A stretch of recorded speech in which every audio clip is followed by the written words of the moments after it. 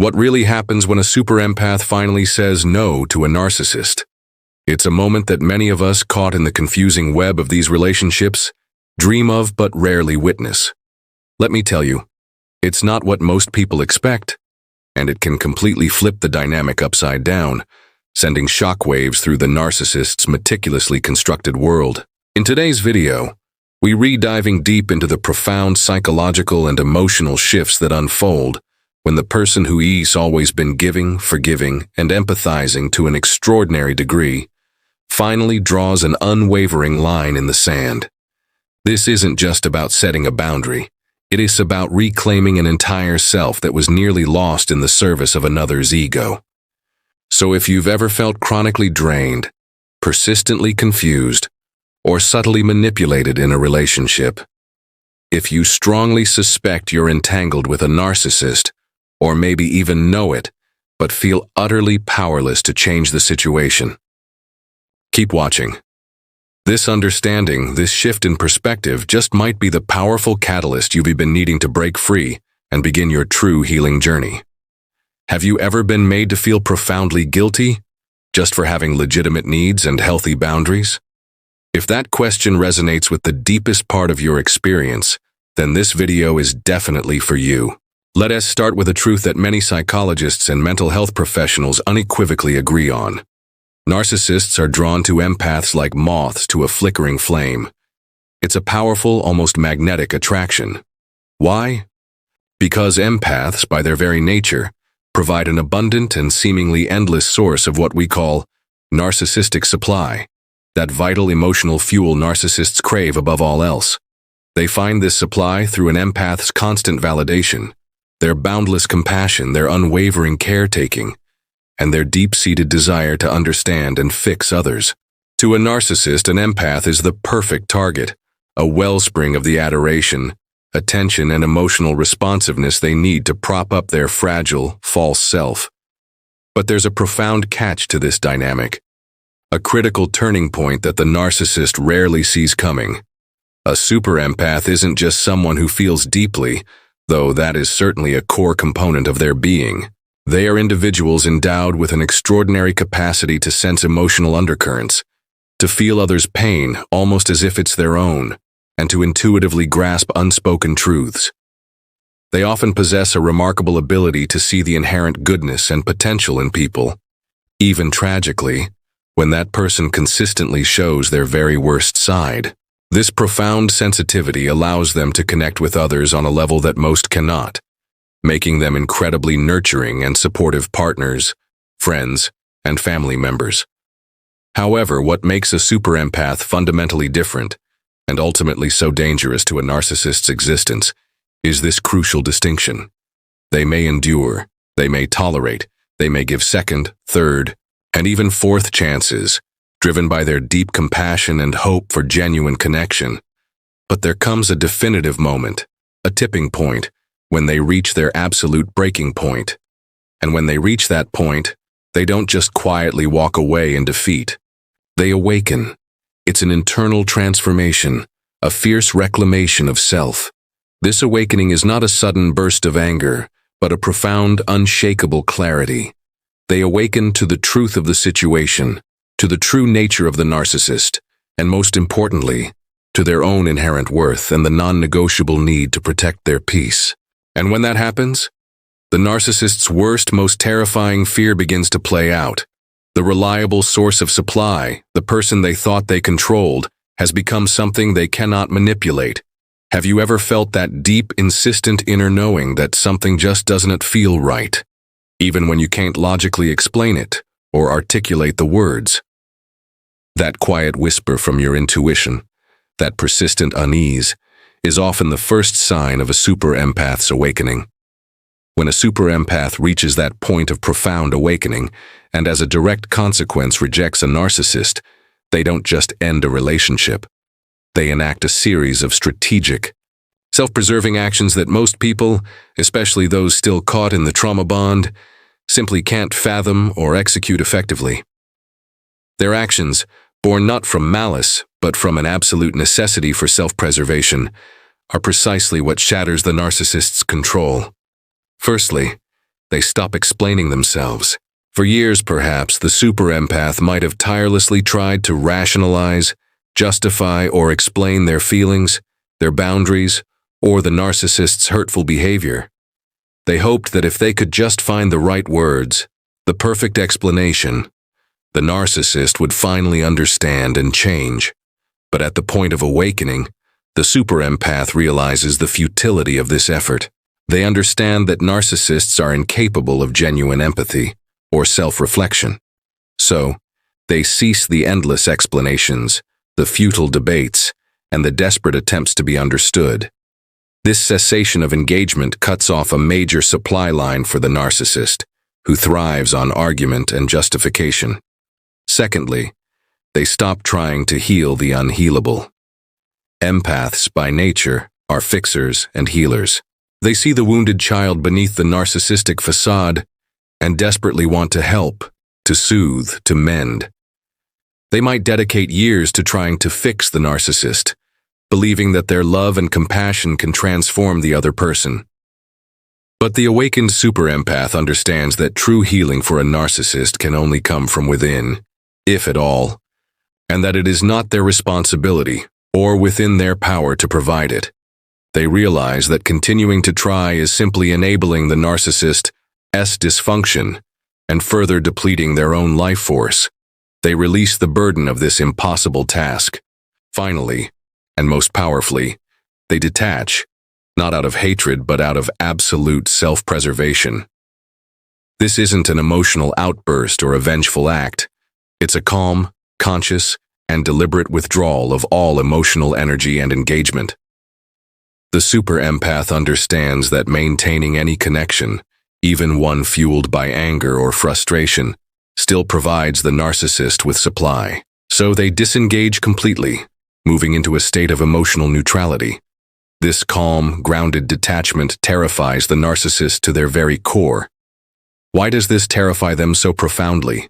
Because narcissists feed off chaos, control, and emotional response. They thrive in environments of drama where they can manipulate reactions and maintain their perceived power.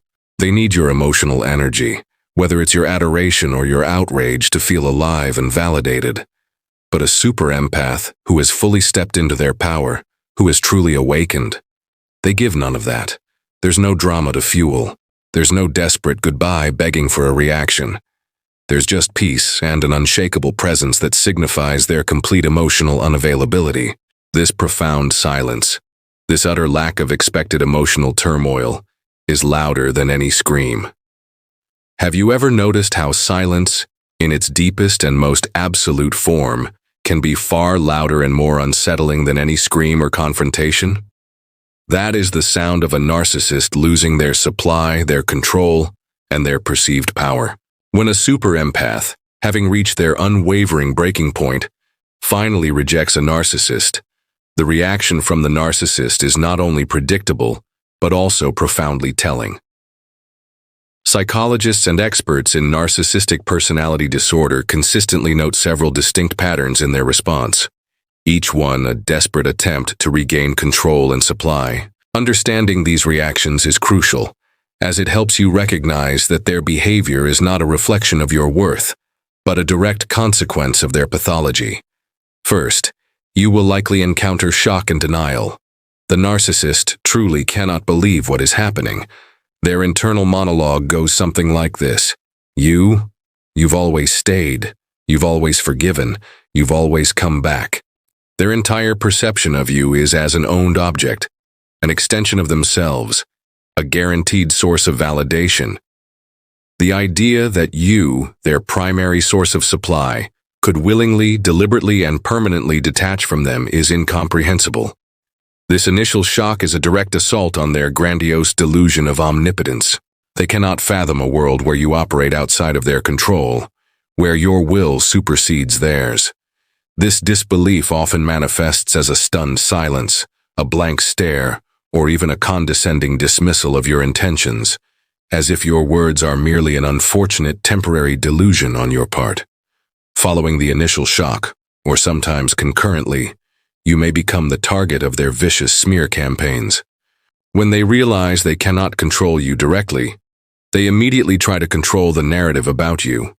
They will relentlessly try to discredit you, painting you as crazy, unstable, ungrateful, selfish, or manipulative to mutual friends, family members, colleagues, or anyone who will listen. They become masters of victimhood, twisting every shared memory and interaction to cast themselves as the injured party and you as the villain. This tactic is designed to isolate you, to erode your support system, and to damage your reputation, ensuring that no one believes your truth if you ever decide to speak out. For them, it's a desperate attempt to protect their false image and ensure future supply lines remain open, even if it means destroying yours.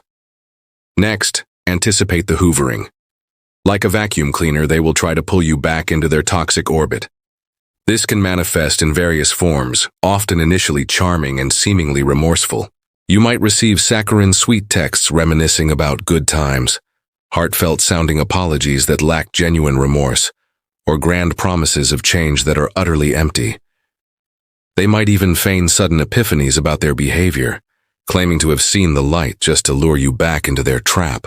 Some hoovering attempts are more insidious, involving fabricated crises, pity plays, or even threats, all designed to trigger your empathy, guilt, or fear and re-establish contact. Their goal is not reconciliation. It is to regain control, to test your boundaries, and to confirm that they still have power over your emotions. However, when all these manipulative tactics fail, when you consistently refuse to bite the bait, the mask inevitably slips. The calm charm fades, the feigned regret vanishes, and their true, terrifying rage and meltdowns emerge. This is the authentic narcissist, unmasked and exposed. This rage is not a sign of sadness or heartbreak. It is a primal, unbridled fury, stemming from the ultimate loss of control and the profound narcissistic injury you have inflicted simply by choosing yourself. They may lash out verbally, emotionally, or even physically, attempting to punish you for daring to defy them. This is often the point where their public facade truly cracks, revealing the deeply disturbed individual beneath. But here's the key, the absolute crux of why the super empath prevails. The super empath doesn't bite the bait. They have moved beyond the illusion.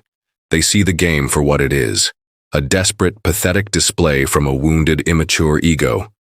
For the first time, truly, profoundly, they choose themselves. This unwavering decision to prioritize their peace and well-being above the narcissist's demands is what seals the narcissist's fate.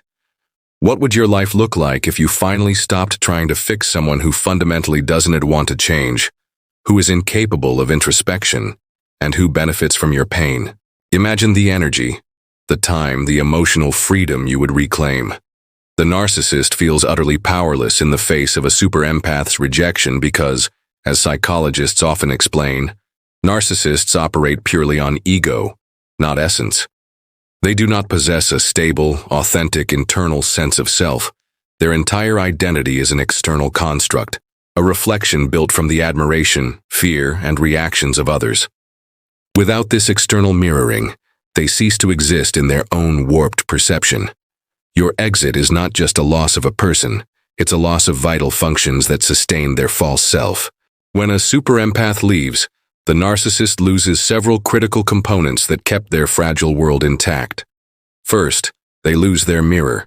You were their primary mirror, constantly reflecting back the image they desperately wanted to see. Intelligent, charming, powerful, desirable.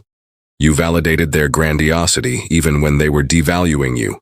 Without your reflection, they are confronted with their own emptiness, their own profound insecurity. It's like a vampire seeing their reflection for the first time, a terrifying, identity-shattering experience. The super empath's refusal to mirror their grandiosity anymore leaves them staring into a void. Second, they lose their emotional regulator. Narcissists struggle immensely with regulating their own volatile emotions, their deep-seated shame, their insecurity, and their simmering rage. They often rely on their primary supply to absorb these negative emotions, to act as their emotional punching bag, or to provide soothing validation that temporarily calms their internal storms. When you, the super empath, remove yourself, you take away their primary mechanism for emotional regulation. They are left alone with their overwhelming internal chaos, drowning in feelings they cannot process or tolerate. This is why their outbursts become more frequent and extreme. They have no one left to dump their emotional garbage on. Third, and perhaps most devastatingly, they lose their control. The narcissist's greatest fear is losing control because control equals safety and superiority in their mind. You were a controlled entity in their life, a predictable source of supply. Your departure, especially if it's calm and resolute, is a direct challenge to this fundamental need. They lose the ability to dictate your actions, your reactions, or your presence in their life. This loss of absolute control is a profound narcissistic injury, a direct assault on their sense of omnipotence. This comprehensive loss of supply, the mirror, the emotional regulator, and the control, often sends them spiraling into a profound, often public, collapse. But ironically, it's the super empath's calm, self-assured exit that delivers the most powerful unspoken message. I see you. I know who I am. And I'm done. This quiet declaration, without a single word of accusation or a moment of drama, communicates an unshakable truth that dismantles their entire illusion. It's the ultimate act of power, not aggressive, but sovereign. Can you feel the profound shift in energy when you realize you don't need to fight? You just need to walk away? That release, that quiet strength, is your true power blossoming. So what really happens when a super empath, fully awakened to their power and the narcissist's true nature, rejects a narcissist? The super empath doesn't just walk away from a relationship. They reclaim their peace. They sever the chaotic cords that once bound them to endless drama and emotional depletion, stepping into a serene space they create for themselves. They reclaim their voice. The voice that was silenced, gaslighted, and dismissed now speaks with clarity, authority, and conviction, no longer seeking validation from external sources. They choose healing over chaos, clarity over confusion. This choice is a decisive turning point, prioritizing their mental, emotional, and spiritual well-being above any lingering trauma bond or desire to fix the unfixable.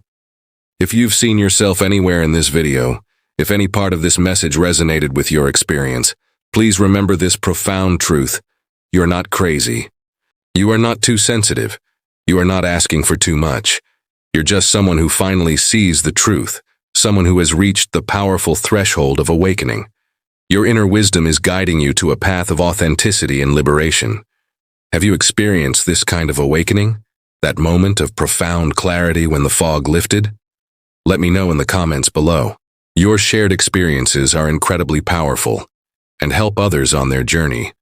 And if this video gave you insight or strength, if it validated your feelings or illuminated your path, please like, share, and subscribe. Someone out there desperately needs to hear this message today, to understand that they are not alone and that there is hope for freedom. You deserve peace. You deserve truth. You deserve to come home into yourself, to your authentic, healed self.